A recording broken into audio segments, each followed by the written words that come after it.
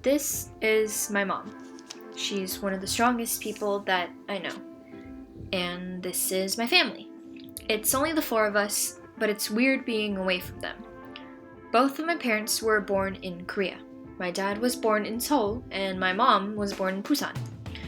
Growing up with immigrant parents, I heard countless stories about how my parents gave up everything for me and my sister. They highlighted how their experiences as immigrants made them want the best for me. And while I've always heard these stories, I never really bothered to ask my parents what it was really like. So I guess this project was a great way to connect with my roots and learn a little bit more about my mom. My mom was born in Busan, the second largest city in Korea today. I think my mom considered it more of a country town when she was growing up. She was the fourth oldest of 6 kids, 5 girls and 1 boy. Growing up, my mom and her siblings were extremely poor. My grandparents worked a variety of odd jobs to provide for their children, but in reality, it wasn't the life my grandparents wanted for their kids. My grandparents wanted the best for their kids, my mom included, so they risked everything to come to the States.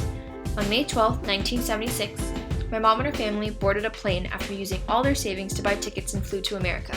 Sponsored by my mom's uncle, they flew all the way to the US and ended up in San Francisco. For my mom and her family, the transition to the US was rough. Once in America, the culture and the food changed entirely.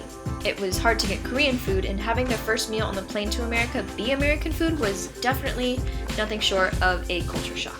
When sharing her story with me, my mom told me a lot about her own identity struggles as a new immigrant in a foreign land. She said she lost her sense of identity and felt inferior because she couldn't speak English, and she wondered if she would have felt more comfortable in her own skin if she had stayed in Korea. But more than anything, she stressed to me that her family's decision to come here was more beneficial than not. Hearing her story made me realize how much it took for my grandparents to move here and how difficult it was for my mom. And although I may never fully grasp the actual feelings and hardships that she went through, I wouldn't be where I am today if it wasn't for her.